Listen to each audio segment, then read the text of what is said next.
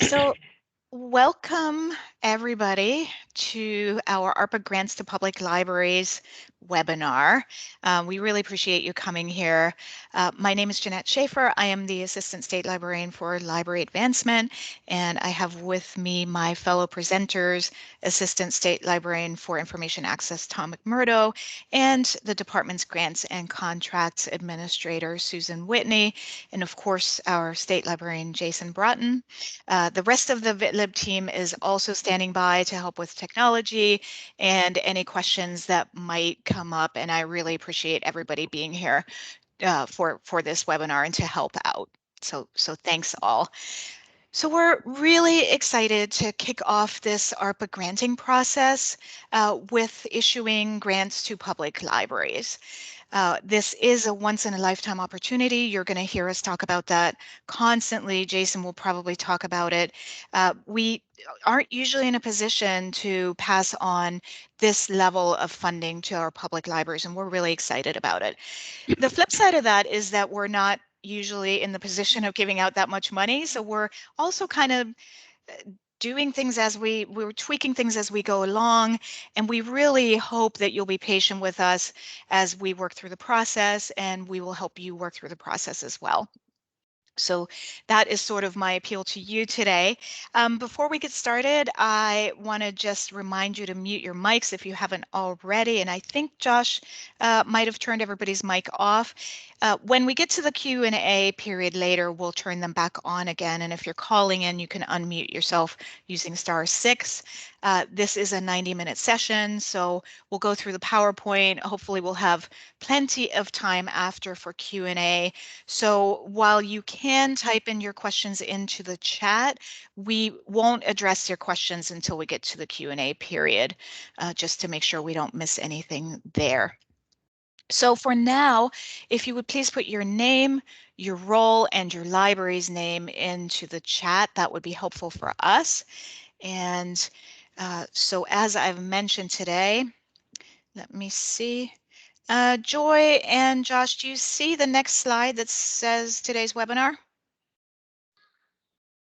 It's still on the first slide. It's still on the first slide? Okay, thank you. How about now? Perfect. Okay, great. Thank you for checking that for me. I'm working on two screens here. So today, as I said, we're going to go over the PowerPoint here. We're going to talk about the ARPA, American Rescue Plan Act 2021. We're going to give you details on what that means for you. So the public library's grant for equipment and supply purchases will then give a lot of time for Q&A and hopefully some ideas exchange as well. But before we hop into that, I want to just hand it off to our State Librarian, Jason Broughton, for a quick welcome. Hello, everyone. Hopefully you can hear me loud and clear. Thank you for taking time to come to our webinar today. And if you were at the one yesterday, we thank you for coming back.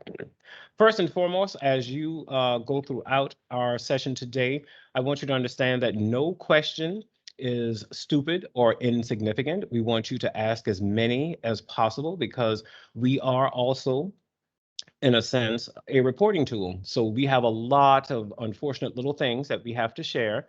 And within that, we will talk about what the full impact of ARPA is, what it can be utilized for, and how we can assist you in making some of your dreams or wishes actually occur. Not everything is actually going to be done in a specific way. Jeanette and Tom will begin to talk with you and myself about what installation is versus construction, but that will come down the line if you had thoughts about that. As you look toward receiving this money, some people are receiving larger amounts than others, and we will discuss why. One thing that is important is that this is our money as a country. I cannot say that enough, and that yes, we will be dealing with our money as taxpayers. Right now, this money is coming by way of the federal government, which again is our tax dollars. And the goal of this money has two purposes. Per the act, this is a jobs act, believe it or not. It's to get the economy going, which means that this is a consumer, in a sense, bill. This bill means that you can spend money to obtain the things that you need for different types of purchases and supplies for your library to make life at your library more interesting, affordable, unique, and something else, which is the love of libraries in your community for the work that you do. In looking at that, please think about how you want to consider spending some of these funds. We will be giving you ideas and tips to think about what happens if there isn't enough and you still have a dream, and some ways on how to achieve that. But there are lots of angles to consider. But as you partake of this money, if you still believe that you don't have any ideas, I'll offer three. Number one, think about collections that can be updated.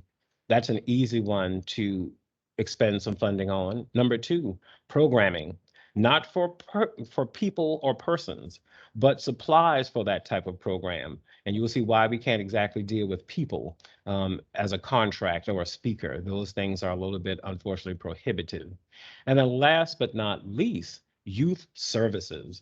So if anything, you have three areas in which you almost always can utilize funding to assist in a variety of ways to make your community understand what your library can do. As Jeanette said, we haven't gotten this type of money from the federal government in a long time. I know in a long, long time ago, everybody knows that a large amount was given to the Vermont Public Library Foundation, known as a VTLIB, but those days are now gone. But this is coming from the federal government. As I close, I want to thank all of you for, guess what? We survived.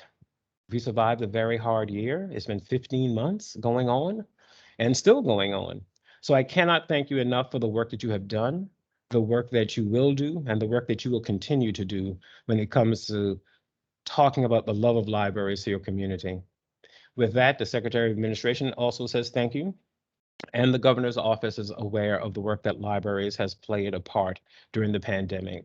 So you have my gracious and humble gratitude in being librarians across Vermont, helping your community.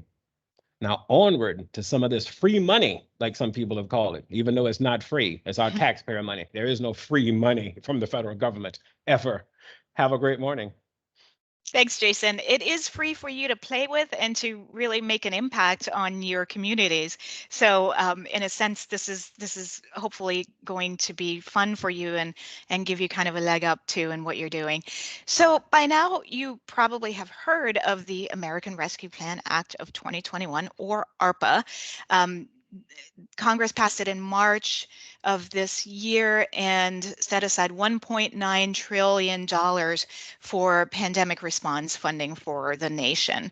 You should know that 350 billion of that money is going to states and local governments. Vermont itself is also benefiting from that piece of the pie as well. But the piece of the pie that we're going to be talking about today is the 200 million of the ARPA funding that is going to the Institute of Museums and Library Services, IMLS, which administers all of the federal grant funding that goes to the state libraries, so the Department of Libraries. So that is our funding agency. All of the money that is coming through them all of the money that we're getting is managed by them. So I have to just get that straight. So Vermont received over $2 million from this $200 million pot. And the restrictions on what we should spend this money on is it's very broad. So IMLS priorities are digital inclusion, access improvement, rapid emergency response to the pandemic, which we're still dealing with the fallout from the pandemic. We're still trying to get people spaced apart. And I don't know that that will go away in the future. So we're still looking at doing that. And then just supporting library services that meet the needs of our communities as well. So those are the ARPA, IMLS ARPA priorities that we're looking at. And really the main goal is to serve underserved populations as defined by SNAP, unemployment, and broadband availability. And Tom is going to talk about that in a little bit as well. So let me just move to, okay. Hopefully you can see the slide that talks about the 2 million and how we decided to disperse that funding. So again, we've received over $2 million for the department. We wanted to see how we can get those monies out into the community in the most effective way. So we thought, okay, why don't we start with public libraries and see how we can get some money out there for you to use just to buy some equipment that you've been needing to buy, or collections or supplies. So we set aside right from the get-go $1 million, up to $1 million. It's just slightly under that. It's 900 some thousand dollars to have you buy things. Then we're also going to be issuing grants to statewide organizations, so consortia, library museum collaborations. And lastly, we will continue some statewide programs that originate from the department. One of them is to support the Courier, and then also contribute to the ABLE collection a little bit more to expand that, and to add technical devices for the hearing impaired. And then we're going to continue the streaming movie license one more year for the public schools. So those are kind of the three prongs that we're giving this money to. And that takes us now to the topic at hand. So the ARPA grants to public libraries for equipment and supply purchases. Why equipment and supplies? So when we looked at how we could best distribute the almost $1 million to you all, we had to take into consideration the federal and IMLS specific restrictions and limitations. Those we're going to get into. You'll hear us harping on no construction, no subscriptions, no operational costs. So we had to take that into consideration. We also looked very hard at the needs assessment survey results that you participated in March to see what it is that you all needed or told us you needed back then. And we wanted to make sure that by giving you these funds, you could really get what you most needed. And we also had to consider our own capacity and the state's finance department capacity in giving out these funds as well. The state will be issuing a lot of grants, ARPA grants, through other channels as well, not just ours. So we needed to be mindful to make the process as simple as possible for everybody involved. And that is you all, that is us internally in the department, and also the state as well. So with those three factors in mind, we decided that we would give you advance checks that will then allow you to make purchases after we execute the grants, and we'll talk about what that means down the line as well. So we are not doing reimbursement grants because we realize that for some of you, fronting even $2,000 is not possible. So we wanted you to have the money in hand in order to make your purchases. These are formula grants. That means every eligible public library in the state, 185 of you, are eligible to get some level of funding as long as you fill out the application. It is not a competitive grant. You're not competing with the other libraries of your size in the state. You don't have to make a case why you should get the money. All you have to really do is fill out the application, and you will get the money as long as you comply with some of the rules. Jason? Jeanette, do you want to let them know about, is there a match? There is no match. Thank you for bringing it up. So the money is free and clear.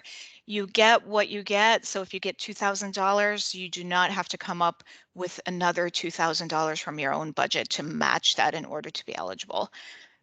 Thank you. I appreciate you bringing that up. So Tom, do you want to jump in and talk about how we arrived at the dollar figures that we're giving out? Yeah, happy to. Good morning, everyone.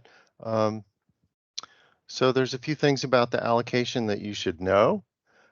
We used a formula, which was a base dollar amount per person served. So we started with $1.50. We were trying to get as close to $1 million as possible. We wanted to get half of this money out to you as quickly as we could, so that based on the population served areas that are reported to us, we allocated $1.50. Seemed like a good base figure. Then there's three other factors that affect that amount of money.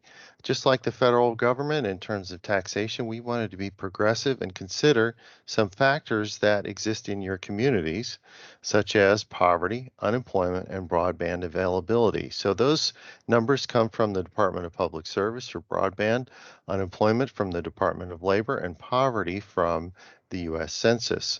So we're using the latest numbers. The unemployment is a 3-year average. We felt that that was a little better reflection of where your communities are in terms of that. Poverty is the latest numbers, and so is broadband availability.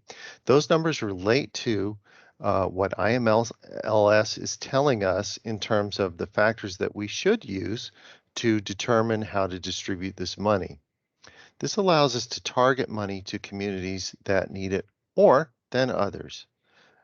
All of this information is available on our ARPA web page. Go in there, take a look. You can see there's a screen capture at the bottom of this slide that gives you some of that information. There's still more information there. There's quite a bit of, it's broad and it's deep. So let me tell you, go ahead and take a look at that. It will be quite clear how we arrived at the amount of money that your library is getting. Once we did the initial calculations for those numbers, we found that it seemed like $2,000 was an appropriate minimum for libraries. The rationale behind that is that it doesn't cost a smaller library less money for a book than it does for a larger library. So we felt that there was kind of a baseline level of expense that we wanted to hit to make this a meaningful grant for everyone. If you look at the slide, you can see that the grants range from $2,000 to $66,400 for our largest library. That averages out to just over $5,000. And we feel that the amount of money that your library is getting, hopefully, we feel optimistic that it can make a positive impact in your community. And we know that you guys are really good at getting every cent out of the dollars that you get. So we're feeling like this is going to make a difference in Vermont and make a difference in your communities. So again, we are committed to transparency. Every single piece of this calculation, how we arrived at this, everything is available on the website. We value that. We think it is absolutely important, especially when you're dealing with money, to make sure that everyone understands how we got there and what we're doing. Also, I will note that it's my understanding that we are the first part of state government to actually get a grant out there from the ARPA funds. We hit the ground running with this. We wanted to make sure that we got this money out to you as quickly as possible. You'll see that the wheels of the state grind slow. I think most of you know that. So it will be a few months before you get that money. We'll get into that in a minute. But I just wanted you to know that this was our top priority to get this money to you. And once we actually got the money allocated to us, we were ready to go. So again, check out the webpage. Look at the frequently asked questions on there. That may help with some of those answers. And if you still have questions about these allocations, go ahead and ask us and we will answer those. So, and then finally, we had considered doing a two-part distribution of this, where some would be allocated and then a smaller amount would be allocated later. There were reasons for that, but we've since found out that we do not have to do that. So what we're doing is you're going to get this money up front and then you can spend it. There'll be a lot more in this webinar about that as we go along, but I think that is a very significant and positive development that you will have the money in your hand at some point in a few months. So to summarize, transparency, very important. We value that. Formulas are right there for you to see. $2,000 minimum, and we feel very optimistic that this money will make a significant impact in your community. So I'll turn it back over to Jeanette now. Thank you, Tom. And thank you, colleagues, for posting all of the links that Tom referenced in the chat. I appreciate that. We will also record this. Well, we are recording this and we'll make this available if you need to reference it. But everything that you really need to know is on the web pages that we've been sending out and that we will continue to send out. So that's just a little side note. So what does this mean? What can you do with the funding? We tried to create some categories and we posted on the website also some ideas that would fit inside those categories, but really the options are endless and you should have ultimate flexibility with what you can get as long as it fits into these categories. There really shouldn't be a reason for you to not be able to spend down all of the money. We really, really hope that you will spend the money that you're getting. If you're at a loss, you know, if you've bought all your picnic tables and you've bought all your staff computers and you're out of ideas, just do some one-time collection purchases. If you wanted to do special collection or maybe boost your young adult, I don't know, diversity Manga and collection. anime and Yes, cartoons and comic yes. strips and a host of things. But you can also do for a mature population. The over 65 crowd is in Vermont. What do you want to do for them? Yep. So just don't put yourself in the position to give money back. We really don't want you to give money back. So spend it, be creative. If you need ideas, Jason has mentioned this. If you run out of ideas, you can ask your colleagues for ideas and you can ask us as well. So we have these broad categories here. And again, on our website, we give you some ideas on what fits under those categories. But we really want to encourage you to maybe consider some placemaking items. We posted on the website, the State Library of Delaware has created a really wonderful document that gives ideas and a sort of a catalog for placemaking items for outside. And it has umbrellas and picnic tables and whiteboards and all sorts of things like that. You could get an OWL camera in order to do your programming both virtually and in person. You could update your staff computers. You could get carols that allow you to separate people more and that have electrical outlets, for example. Now, again, you may not do construction, so anything that you get from this money should be plug and play. We had questions yesterday about the standalone HVAC augmentation. What that means is plug in air filters. So these standalone units, you can't make any HVAC upgrades that are in your building. So the restrictions that we have on this is that you can't do construction, you cannot get subscriptions, and you cannot pay for operational costs. Those are the what you can't do. What One we more, would Jeanette. There's one more. Can I celebrate with the use of food? Well, it's programming, and ideally, no. We really want you to get equipment and supplies.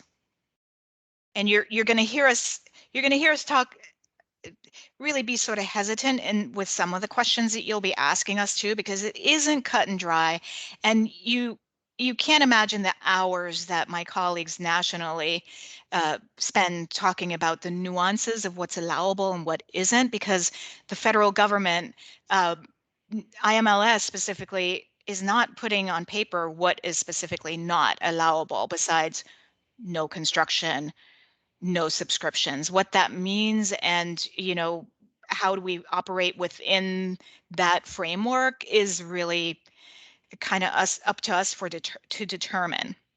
So what we would like you to do, we encourage you to spend more than your allocation, because that way you won't run the risk of not spending all your money.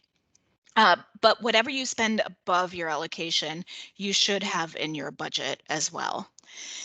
Single items. So one item that costs $5,000 or more needs special permission through IMLS, but that really shouldn't affect you because I will see that on your budget submission and I will flag it and get permission for you. So as long as you tell me that a single item is more than $5,000 in your budget, I will send that off to you to IMLS, get permission, and let you know that they gave the go ahead for it. So that's another caveat. We do ask that you consider the MHEC purchasing program. We will have a webinar next week or the week after to kind of walk you through and let you know what you can do through that. But there's some really great discounts that you could take advantage of as well. So be creative within these categories as long as they fit. There's all sorts of things, suggestions on the website as well that you could get inspiration from to spend your money. So that is the what's allowable. Okay. And I see people are posting questions. We will get to those again after we are done, but thank you for that. Okay, so now I'm going to pass it off to Susan to talk about compliance. We've mentioned eligibility, compliance, and all of those things, and she will tell you a little bit more what that means. So take it away, Susan. Oh, thank you, Jeanette. Hello, everybody. I'm glad you could make it today. And I'm just going to take a few minutes and take a look at grant compliance and what that means for your individual libraries.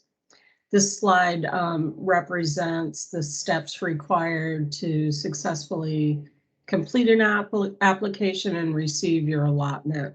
And I'm just going to highlight just a few of those requirements.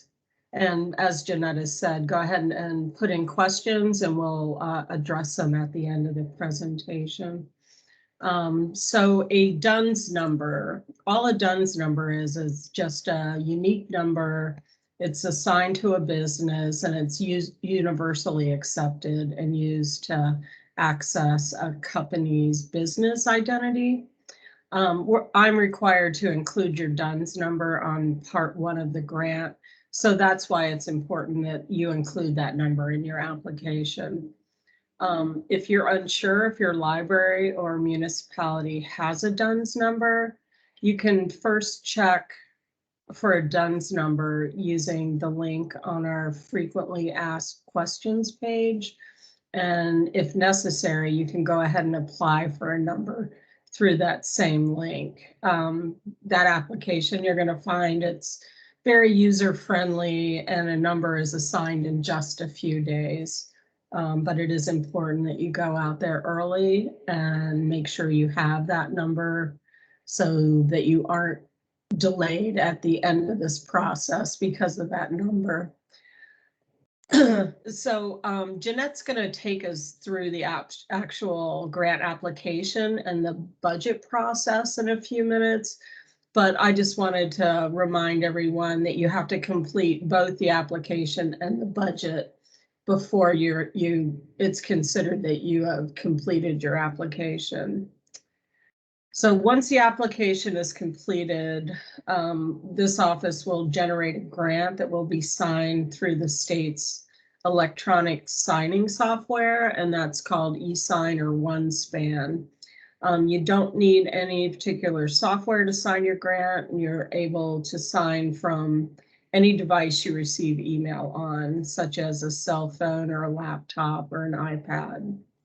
The software will email you a signing invite, walk you through the signing steps, and once both the library director and our commissioner, Jason, have signed the grant, OneSpan will automatically send you a copy of the grant, which you will keep for your records. And what that means is that's the trigger right there that you can go ahead and start spending your funds. You don't want to do it before that is signed, but as soon as you have that signed grant in your hand, then you're free to start moving forward. So acknowledging funding from VTLIB and IMLS. Anyone receiving federal funds are required to acknowledge the source. The link on this slide is also available on the library's Arpa FAQ web page. And I just highly recommend that you use this link to review approved language when acknowledging your funds and how to best send your acknowledgement out to your community. The web page is just really good, and it covers how to update your website, social media, preferred language, sizes, just everything you need to know to properly do that acknowledgement. Just consider it a useful tool in meeting this requirement. And I hope that if you have any questions after reviewing the web page, you just check into one of our ARPA grant office hours sessions. I think they're going to be once a week for the next couple of weeks, and we can discuss it further there. This web page also provides you with a link to the federal guidelines for contracting with minority and women-owned businesses. You're encouraged to consider these businesses when possible and can gather more information by reviewing the link. And can we go to the next slide, please? Thank you. Oops, back one. Yeah. So because of the nature of this grant, we have divided the process into 2 steps and are using a tool by Nick USA to manage the application. The first step is the grant application itself. This is where you'll tell me about your library and how it runs. I'll need ordinary things like the library name, address, director information, DUNS number, and a bit on your accounting system and grant management processes, just the nuts and bolts of how your individual library operates. I know I got a couple of questions yesterday about what do you do if you don't have a library director and right now you're being managed by your board. So what you would want to do is have the board president act as the director in this process and just go ahead, like when you put your name in, just put a comma and say director, and that will flag me that this is a little bit different than the standard one. Anyway, so you get through the application process. The tool is going to send you an email that confirms your application. It'll also provide you a list of acceptable purchases, and then it gives you a link to submit your budget.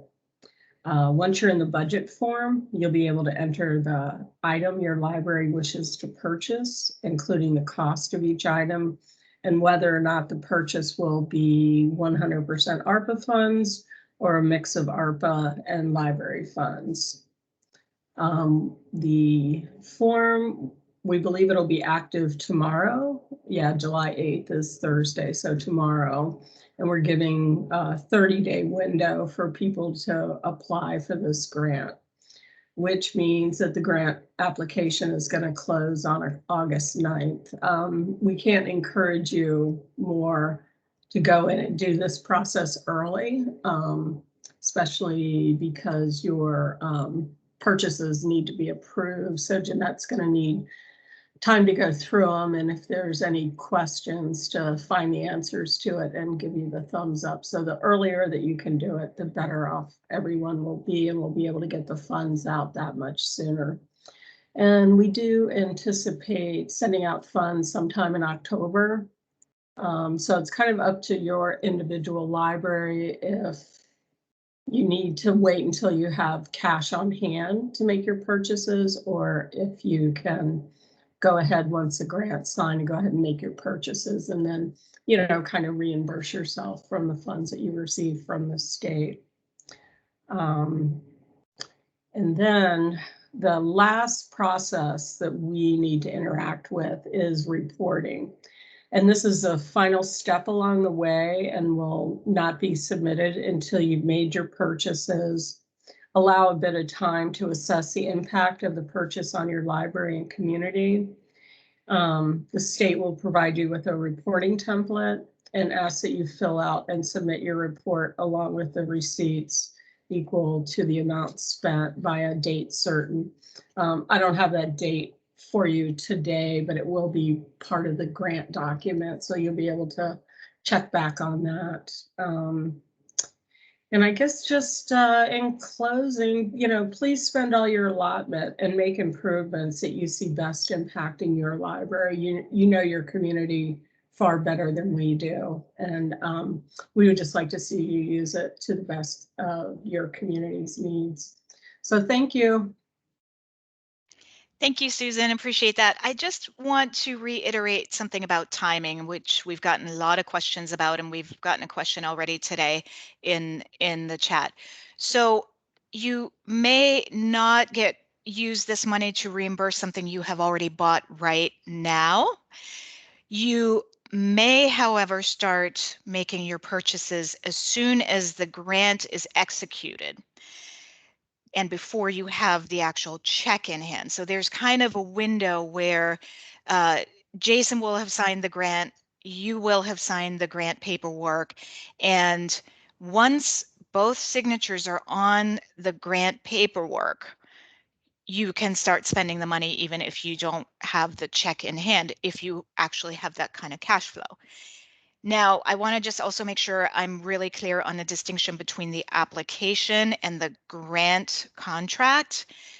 You don't get to spend the money once the application is in. You need to have a contract from us with both signatures on it. So that's kind of how the process works. So just wanted to clarify that before we move on. So information resources. We worked really hard to give you as much information up front as you might need. We want you to be successful in using this funding and really applying it to where you need it most. So we put a bunch of things in place that will help you. Most importantly, the Arpa web page. That is, so we have the general Arpa web page, and then we have the Grants to Public Libraries web page. That one is the one that you should refer to for ideas on what's allowable and grant requirements from IMLS and the feds and all the stuff that we've been talking about today. So that's there. We also have an FAQ that is linked off of that page that we really ask that you refer to before you reach out to us with questions. We update the FAQs all the time based on the questions that we're getting from you all. And I anticipate going in there probably tomorrow with some of the questions that you had today and in yesterday's webinar as well, and update some of those FAQs to be more clear. But please reference the FAQ. And then if you still have questions, you can submit the question form. And again, we ask you to submit the form rather than email staff individually, just because it helps us triage your questions better and it helps us manage the volume as well. So please use the form rather than send to your favorite VTLIB staff person. And we also, Susan referenced virtual office hours, which start next week. So you can just hop on this little Teams space and ask your question and hop off again. You don't have to sign up. You don't have to commit to the full hour. Just hop in whenever you have a question during that hour and ask. So that's in place as well. We also created a listserv that is meant for you all to swap ideas through. And just note that we won't monitor that listserv. So if you have questions to us, please ask us directly and not on that listserv, just because we may not catch it and you may not get your question answered. And Josh, if you wouldn't mind putting the sign up for that listserv in the chat, that would be helpful. But we really think it's a great place for you all to swap ideas, and we used it for some previous grant funding as well. And I think it's a useful tool for that. We also, Susan talked about IMLS requirements for acknowledging the funding that you've received. So we've created a press release template that we invite you, really encourage you to use and to send out to your local media. You can adapt it however you want. You can write your own as long as you follow the IMLS guidelines, but please let your communities know that you have received this money through us, through IMLS, and that we're collaborating on this. I think it'll be great promotion for you as well as the state in general as well. So lastly, we already referenced this, the MHEC webinar is available probably next week or the week after, we'll advertise that as well. And we have a representative from them to talk to you about discount purchasing and bulk purchasing. So lots of resources there for you. And ultimately, if you bump against any issues or you have questions and you're not certain, then just ask. We really want you to go for this money and to apply for it. So that's really the bottom line. We're all really excited to be doing this and want you to apply. I'm going to show you now the application. I'm going to do a live demo of the application forms, and I just want to give you a few caveats here. So the application form and budget sheet have no way to save. So once you're in a session, you really should finish that session and then submit the form. And it does time out after 15 minutes. However, we are making a worksheet available for you that you can print, you can manipulate in Word, so that you can work ahead of time and get all of your stuff lined up before you actually hop in to the application form and budget form and fill that out. So I'm going to stop sharing. Give me 1 second to switch screens here.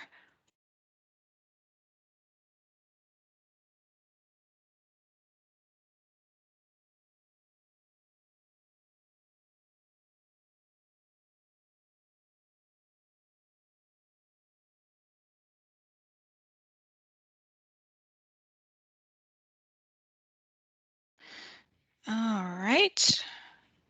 So are you able to see the ARPA Grants to Public Libraries page? Yes. Okay, thank you, Joy. And let me just make that a little bigger. Okay, so I'm going to show you. So this is the page that we've been referencing, and it's really helpful and gives you lots of ideas on what it means, you know, what kind of indoor furniture you can buy, what kind of computers, just general ideas. And as we get ideas from you all, we might update this as well. So just show you the application form now. We learned yesterday in our live demo that the drop downs aren't actually visible to you all, so bear with us. We swear they're there, but I will be more mindful as I go through this. So this is basically the grants application. So step 1 in the 2-pronged application process that Susan was referencing. So you're starting with the grant application right off the bat. Here's a little introduction that kind of gives you the summary of what you should have on hand before you continue, and links also to some of the resources. So I'm going to hit continue here.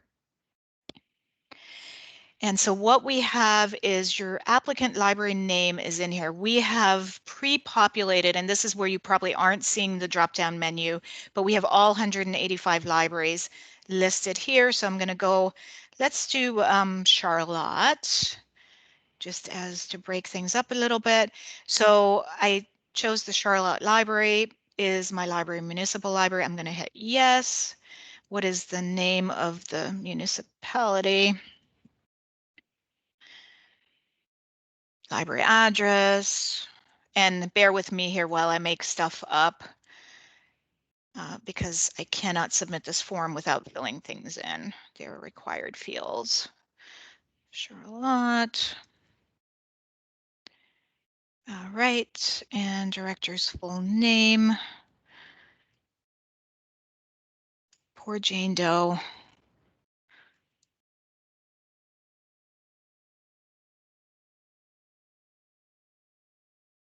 Okay, and that will be your name. And again, if you don't have a director and your trustee chair does this, then put that in there as well. So we need a contact of somebody who will be there. The other thing I noticed, there are a lot of people, a lot of trustees in this webinar, and I really appreciate your involvement along with your directors. Please do coordinate this grant application. We only want to see an application from one library. So if the trustees in this room, please work with your directors and don't both fill out these forms individually. That will help us kind of work through it. So this is sort of a page that tells Charlotte Library what their allotment is. It's just over $5,000. So that is meant to help you remind yourself what your allotment is. So then you have to put in your federal tax ID, and I'm just going to put in random numbers again. The Dunn's name is Charlotte. Fiscal year option, we give you the 12 months here that you can pick from on the drop-down menu, which you're not able to see, and then we submit that. Okay, now we get to a bunch of questions about accounting systems, policies, all of that. And again, all of this is on the worksheet, the printable worksheet that we're giving you. So you don't have to worry about, trying to figure out what you'll be asked. Just print out the worksheet, which I'm going to show you in a second as well. So what type of accounting system do you have? Automated. I'm just going to go through this just for time's sake. And randomly pick things. I'm not even really reading the questions here. Okay.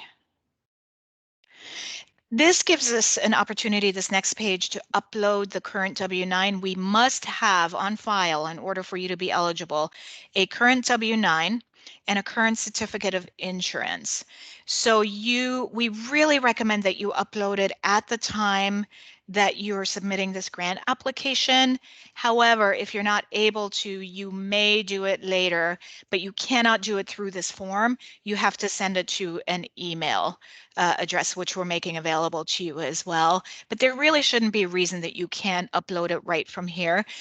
But because I don't want to demo that right now, I'm going to just choose submit later from the drop-down. The two drop-down options are submit now, submit later. And I will continue here.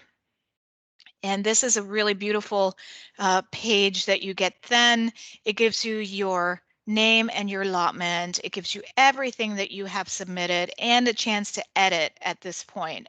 Again, if you notice that you have a typo or your zip code is wrong or whatever. It also will tell you further down that you've chosen to submit your paperwork later. Then you hit I agree with the above information and that it is correct and ready to submit. Then you submit and you will get a confirmation here. You will also get an email confirmation to your email box that you submitted, which I'm going to show you in a second as well. But so what happens next? You can step away, go do your thing, come back to the budget later. In your email confirmation that you're getting, you will get a link to submit the budget. So that is a separate form. And it's very simple. We have another just really quick introduction of things, reminding you of things that you need, the deadline, and you continue past this page. You will again put in, let's stay with the Charlotte example just for consistency. We put in the address again.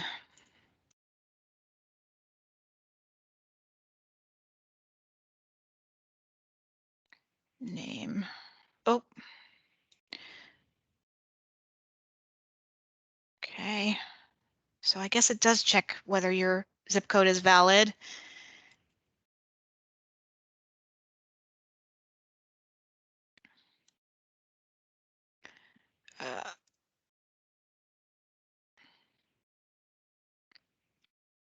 Okay, and it gives your allotment again, and this is where it gets really kind of fun. So you get to check your category, and because you don't actually see the drop down, I'm just going to tell you what's there.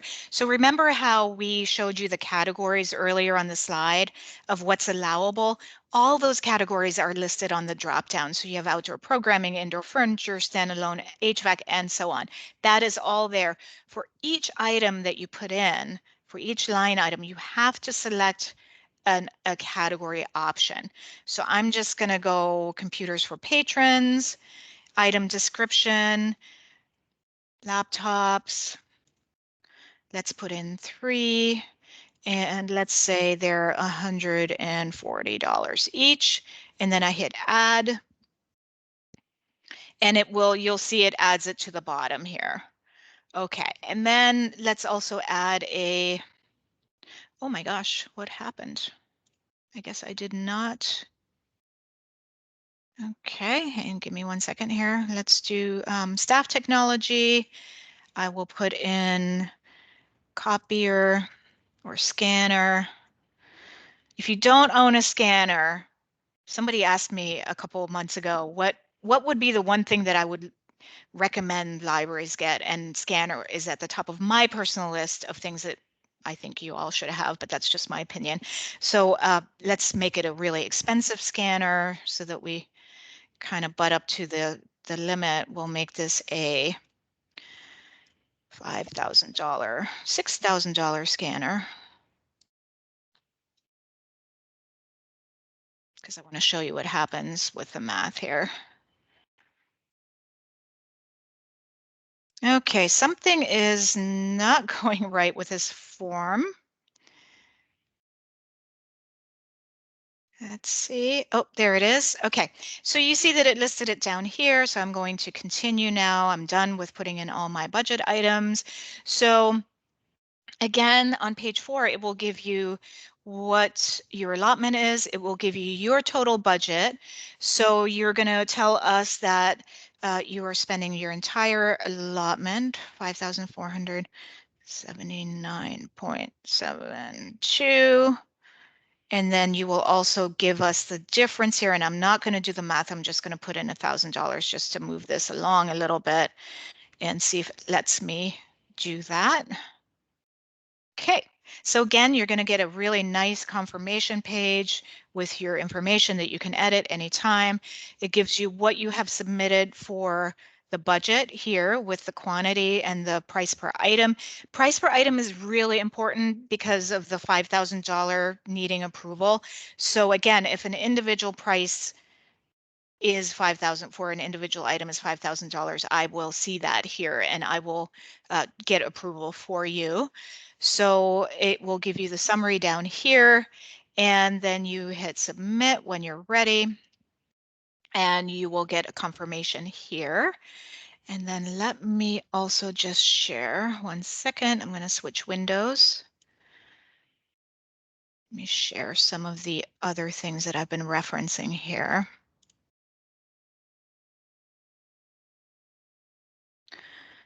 Okay, so you should be able to see a submission confirmation here. This is the email that is being sent to you, and it just tells you again what you can do with the grant funds, and then at the bottom it will send you a hot, I don't know why it isn't hot linked on the PDF, but you will get a link to the budget, which is step 2, right here in this email confirmation. Check your spam folders if you have submitted the application. It should send it to you immediately, so if you don't see it, check spam and let us know if you don't get it. And then the submission confirmation for the budget will look like this. This isn't the one that I just demoed. This is one that I had lined up just to show you. But again, it shows you the grant allotment, it shows you your budget, and it shows you what you're paying from the ARPA funds. And ideally, we wouldn't see a scenario like this because Hvac won't have spent all of their budget, which we want everybody to spend their budget. So the other thing that I have been referencing that is a tool that will probably be most useful to you is this worksheet. So this is a worksheet that reflects all of the items that I've just shown you on the application. Just you can print this out. We have a Word version of it as well. And again, these are all the items that you will need to put into the application. And then at the bottom, we have a little budget worksheet for you so that you can take this, print it, go work with your staff, go work with your board, and see what it is that you want to submit for on the actual budget form. So I think that concludes the live demo part of this. Let me stop sharing. And Tom and Susan and Jason, did I forget to mention anything else in terms of the process before we move it to questions?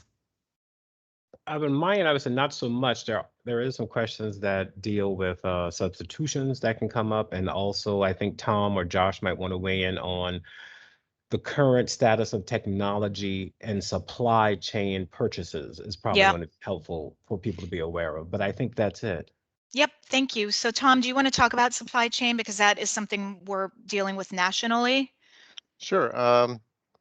Yeah, as we all know, the supply chains have gotten really disrupted by the pandemic. So think about that when you're planning your purchases. If you're thinking that you're going to get your money in October and you really want to install something before the new year, look and see what the lead time is. There's a chip shortage right now, so if you're buying a laptop, you may see a little bit longer lead time. And I will also add that there are 49 other states that will be distributing money. So there's going to be quite a demand on certain things that we're looking at. So just factor that into what your planning is for that. Again, if you've spent the money, in time, that's fine. Just make sure that it's spent and not just sitting there and could be returned to you. So that's something to keep in mind. I think we're all pretty aware of the construction costs. Again, construction is not allowable, but that is sort of the um, example for supply chain disruption and shortages. So be aware of that and just factor that into your planning. Thank you, Tom. And So, yeah, oh, sorry. Go no, ahead. we're good. Just I was just going to hand it back to you. Okay, and I see that Kelly has a question that pertains to that about substitutions. So if your plan falls through because of supply issues, we should talk. I think we have some options. IMLS is aware of this issue, and they're building in a little bit of padding for us, a little bit of flexibility, which we would like to not take advantage of necessarily. But let's talk if you bump into supply issues. So if you can avoid supply issues, you know, if at all possible, do that in your planning. But if things fall through, you know, the best laid plans, we know all about that. So we have questions about the COI. Susan, the certificate of insurance, what does the most recent date, what is considered most recent? Hey, Jeanette. So I answered in the chat, but what they really want to look at is the date that the COI expires. So if you have one dated 1/1/21 and it expires 12/31/21, and that's like halfway through our granting period, they just need to send us the updated COI when they get it from their insurance agent. But the actual date on the COI doesn't matter. Okay, great. And I just want to also put out a note. We have a lot of people on the phone, and we will give you some space to ask your questions as well. And if you hear us repeat some of the things that are in the chat, it's for the benefit of the folks on the call as well. And Jason, you had your hand up. Thank you. One item that everyone should be aware of, these funds should not be supplanted by any other funds. In other words, if you have someone coming to you saying, oh, well, since you're going to get this much money from the department, we're not going to give you money from the town, that's going to be a problem. I'm going to need to step in and get involved in your conversation, because these funds are in addition. They are never to be used as a supplanting tool for what you already received. This also might bring in some items that Jeanette can talk about, but some of you might have some questions on. You will also hear us say your communities are about to get ARPA funding from the state of Vermont. The state is a pass-through for money that is coming direct from the U.S. Treasury. That money cannot have any additional requirements onto it, so your towns aren't exactly free rein with the money, but they do have a lot of leeway. That funding does not have to get expended until 2024. Our money stops next year. We'll get into that a little bit later of the exact time, but we only have less than a year, almost a year pretty much, to spend our funds.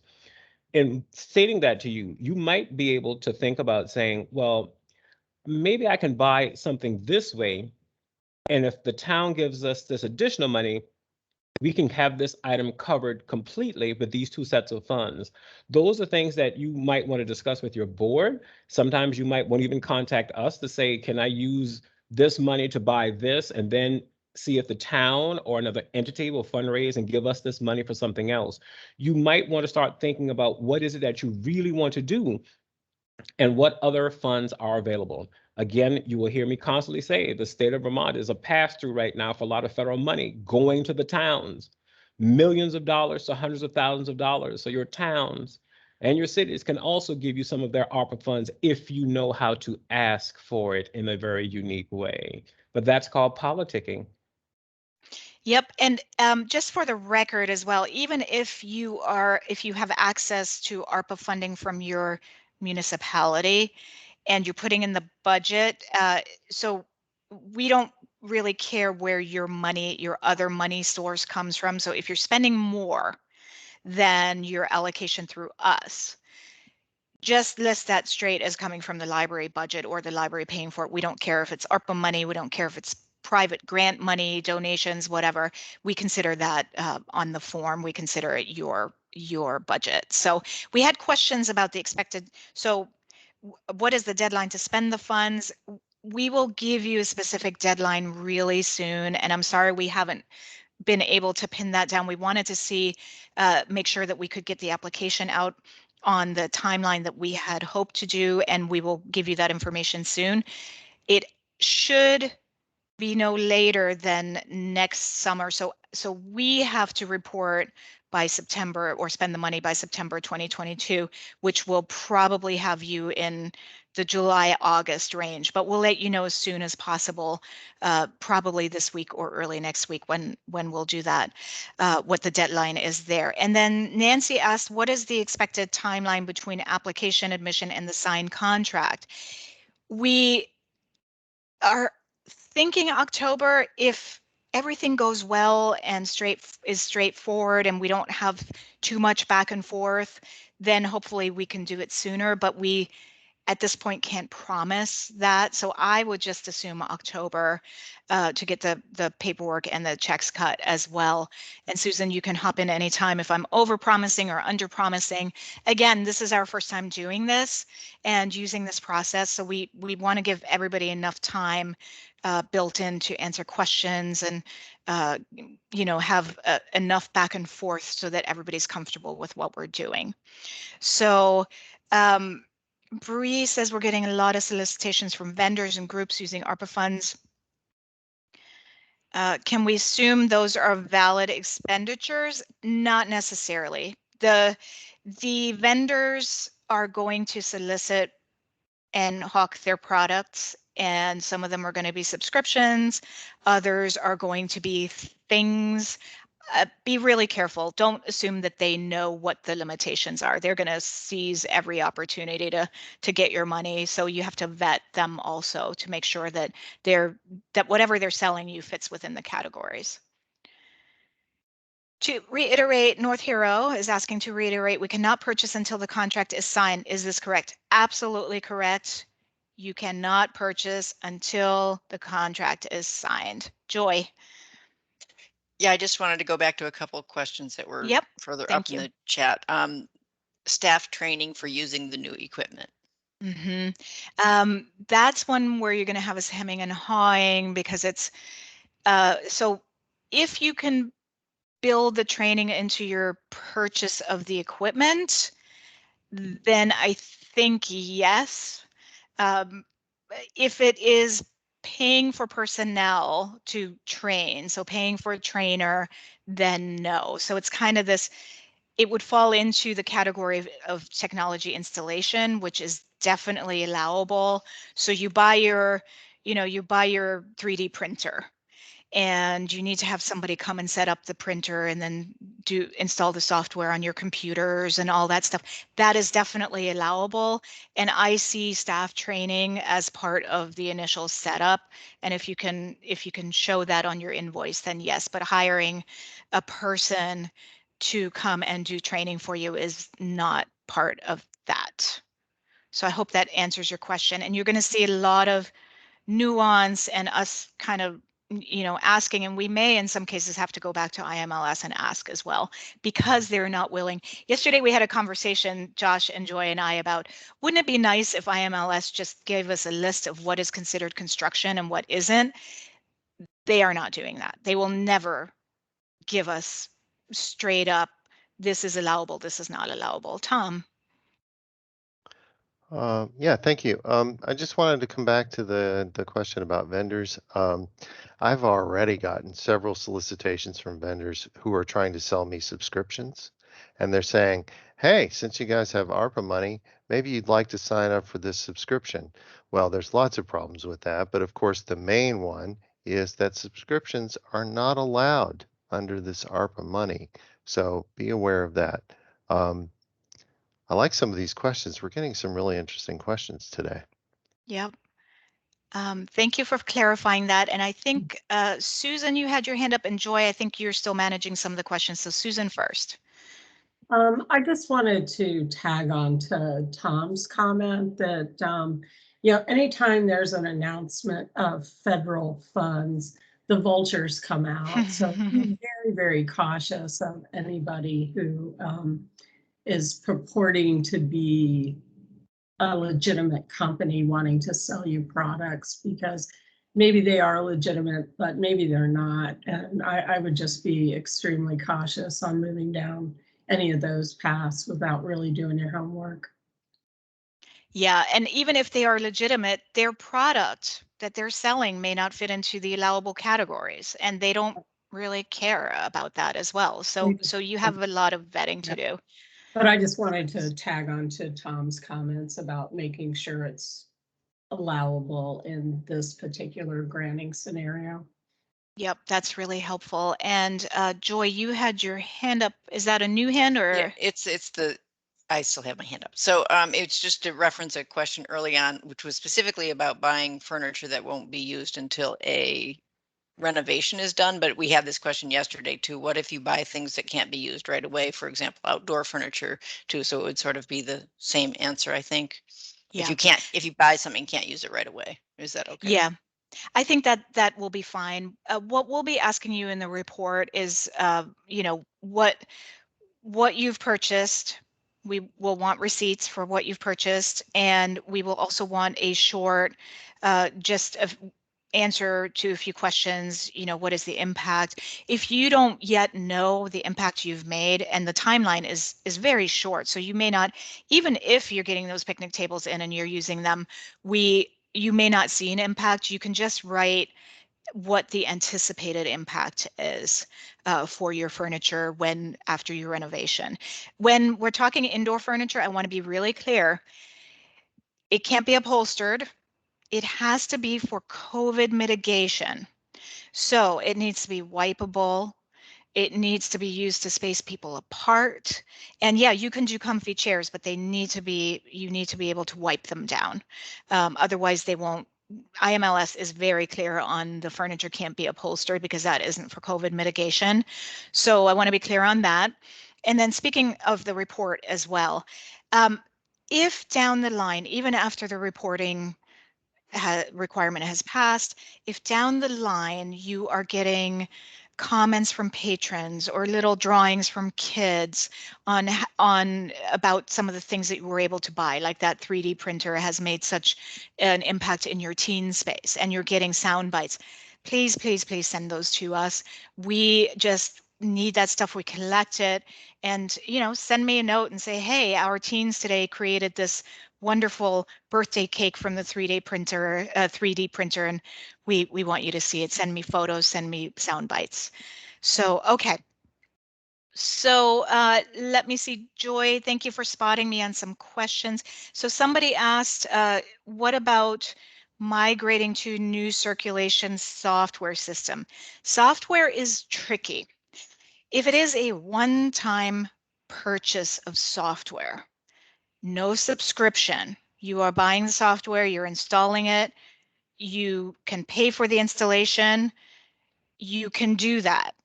But if you are paying an annual contract on that software, then no, you can't do that. So I hope that answers your question.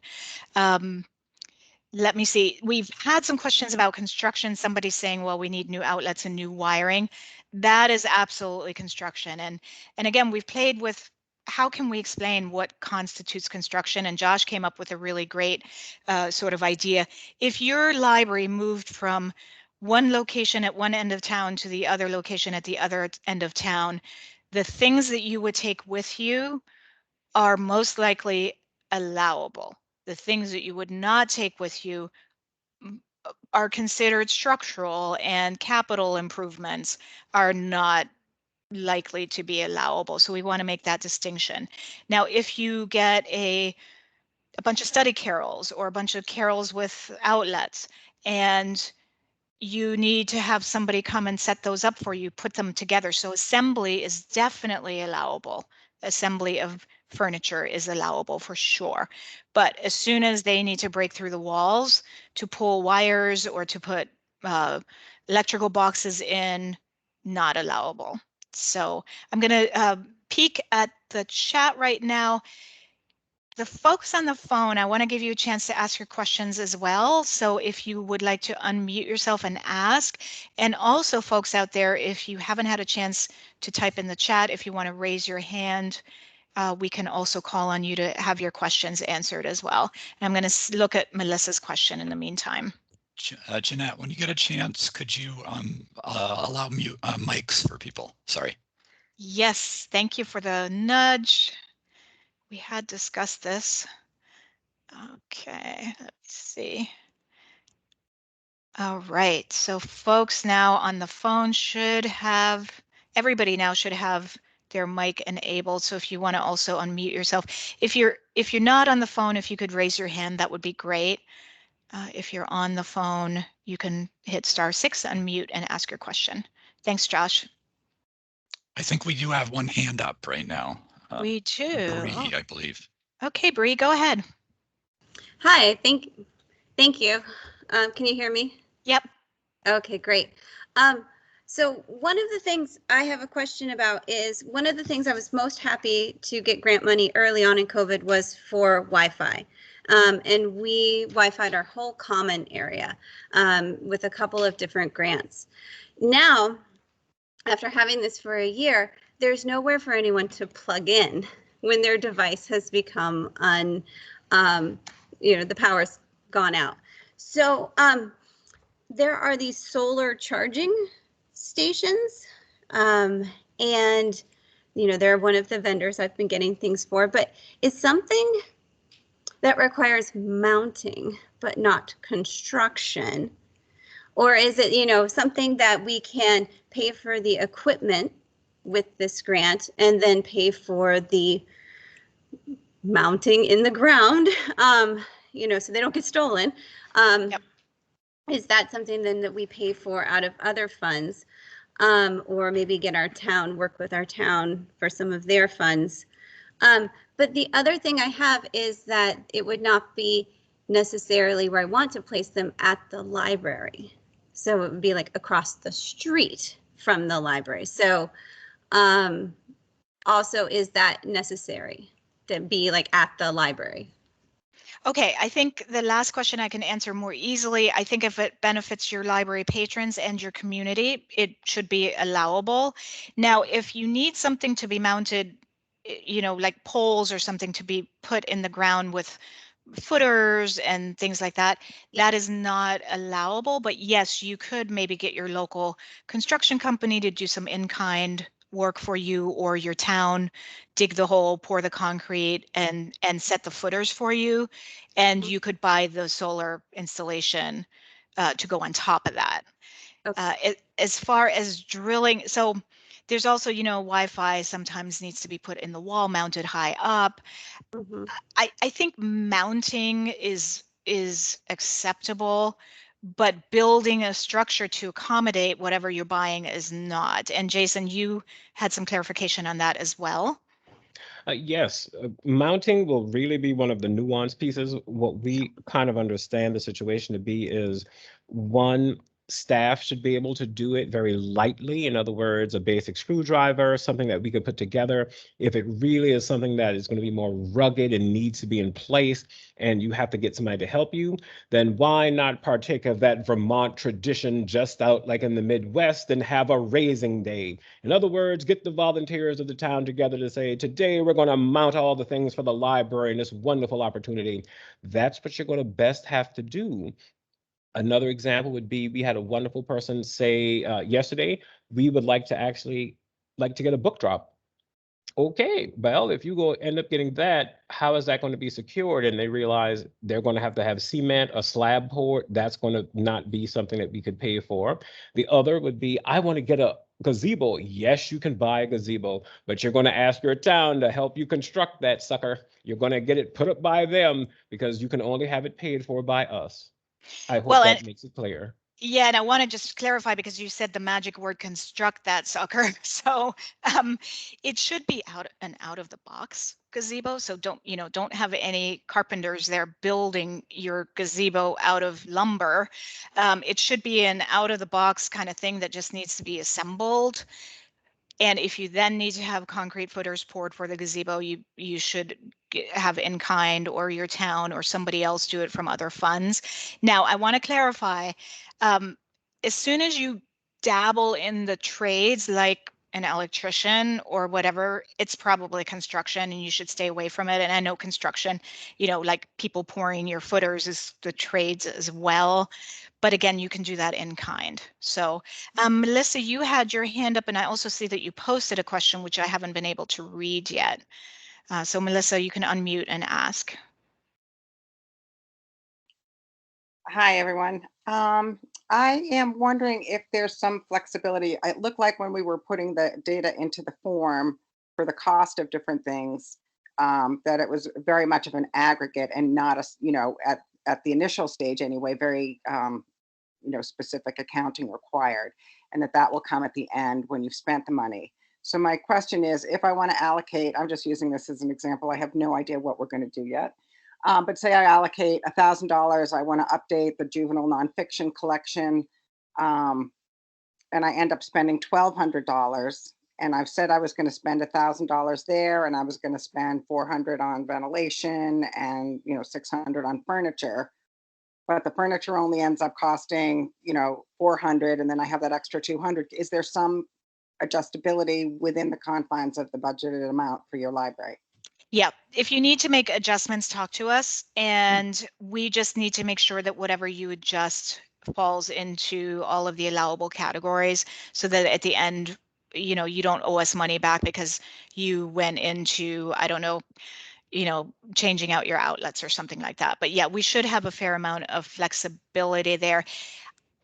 An appeal from us to you all, though, is try to get as close to your final budget as you possibly can, just because it will make life simpler for everybody, and we can get roll those grants out more quickly as well. And if we can get as close to the final product as possible, then there won't be any ambiguity in the end.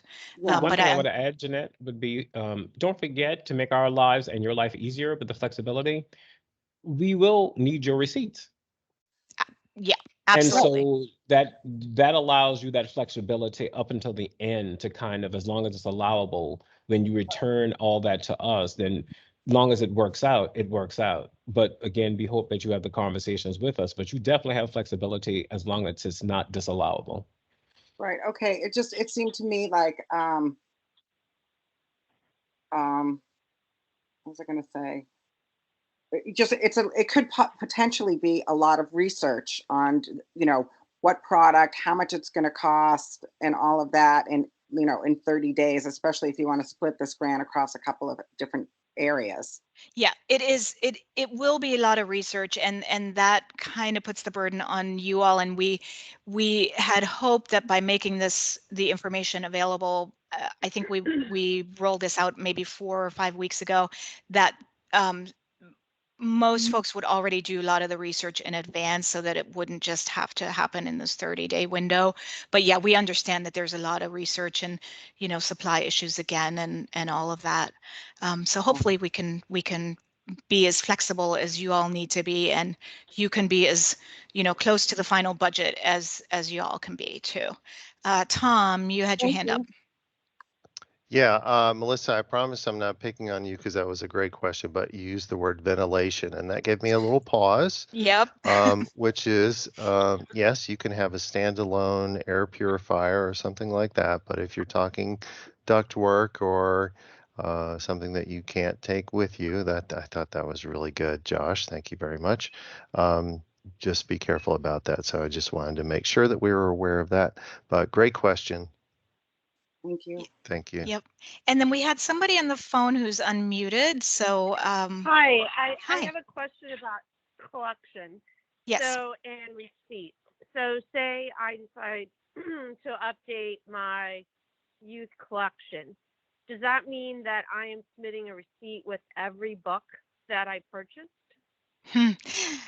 We're trying to avoid getting, 100 receipts. If you can do a bulk purchase and get as many of those titles on one receipt from your distributors, if you can do like one purchase from Baker Taylor and then another, just get them all on one invoice. And Tom has some thoughts on this because he's our purchasing guy.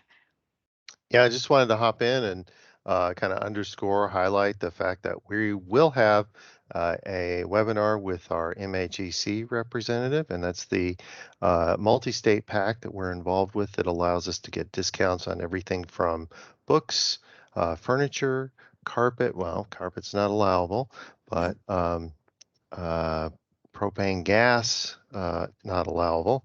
But I just want you to know for future reference that that'll be there. But that should be very helpful because you can get significant discounts on a lot of things that you may not be getting now. So we will announce that soon. I know Jeanette's working with our MHEC rep on that now. So. Yep. And so again, I don't think it's practical for you to submit 100 different receipts, and it's certainly not practical for us either. So the more you can do in bulk purchases, the better for everybody. And I want to we have 6 minutes left. I want to make sure that we got all questions, and Joy and Josh, if you can just help me spot any that we might. Shipping costs. Yes, shipping costs may be included. That is no problem at all. Let me see if we've addressed everything. Jeanette, I'd like to weigh in on one item that people sometimes forget. Of course, we are a little bit different as a library, and the state library has the bargaining power of the state of Vermont behind it. One of the things is Tom can tell you sometimes when you make a request, just as we asked about if you had 100 different receipts, one of the things that you should request is in a nice way, say, hey, I have money to spend. Could this receipt be constructed this way? Most vendors would say yes. Very few will say no unless there is some specific type of auditing tool that they are not able to do. So just know that the vendors usually will be able to want to work with you to provide you what you need so that you can spend this money. Because right now the world is all green. Yep. Called federal funds.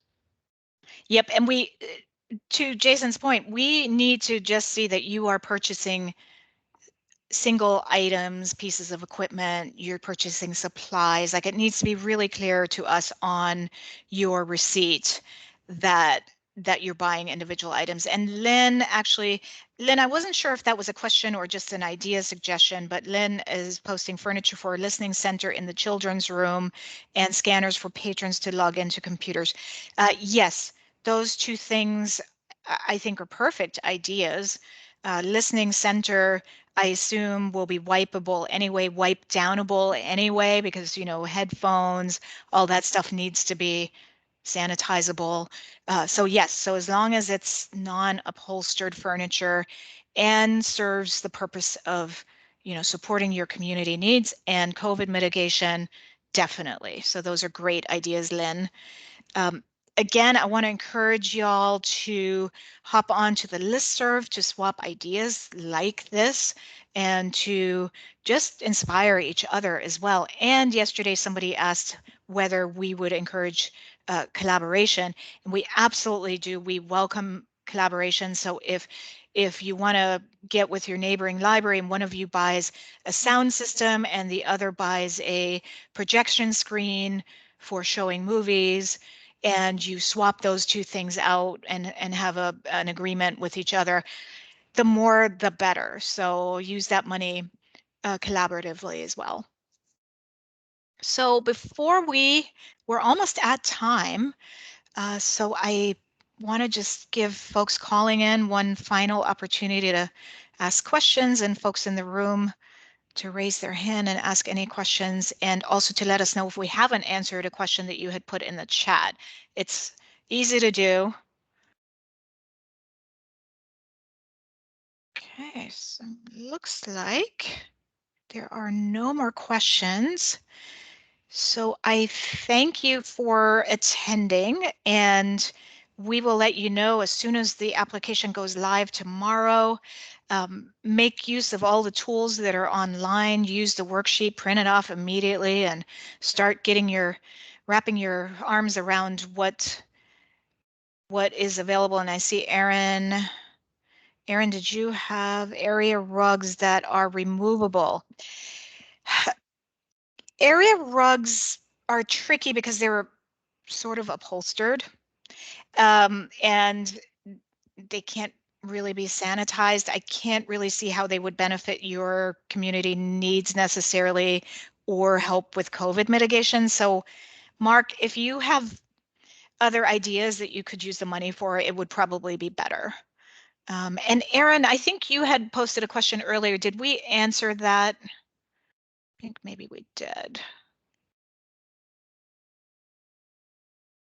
If you were talking to me, Erin, but it was just about timing and you did. Thank you. Great. Okay. I just remembered. Yes, Erin Bowden, it was you.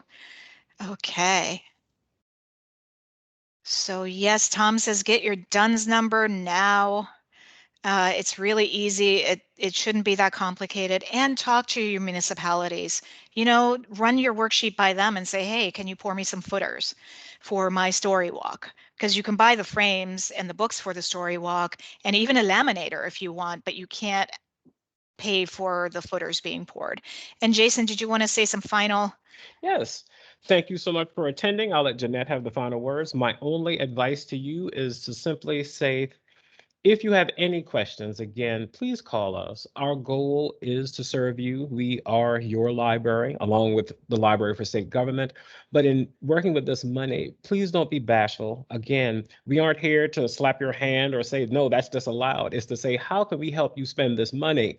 Because our goal is to be honest. We don't want it to come back to us. We can spend it for you now. Believe me, I can spend that money. But our goal is to make sure you are able to spend the money the way you believe is best for your community, and we want to be able to do that. Some of it might be a little sad, where you say this great idea, and some things might not work out, not on our end. It can be time, it can be life, it could be people aren't ready to commit some extra funds. But just know that if you have any questions or ideas, or just saying, how can I make this work? We are here to assist you and see what we can do with this funding, and to see if we can make it successful for you, including myself. So thank you, and that's all I have to say. And we look forward to your applications coming in, and then we hope to see what you create out there in the library landscape. So those who know me, you know that I come visit and I like to talk. And of course, I would love to see your libraries now that we're coming out of the pandemic. And of course, I tend to bring desserts for those who know, bake them myself. And if you're diabetic, no issues. We'll have veggies and some light fruit. Again, I can't wait to visit with you and see what you create. Thank you, Jason. Those are great final words. Again, I can't iterate enough that we are here to work with you. This is new territory for us. If we're hemming and hawing, please forgive us. We'll get an answer for you. If we say no, it's not personal. We just have our own rules that we have to adhere to as well. But you should be creative and just come up with some wonderful ideas, and we can't wait to see them. So be in touch, and we will end this meeting for now, and we will be in touch with you. Thank you.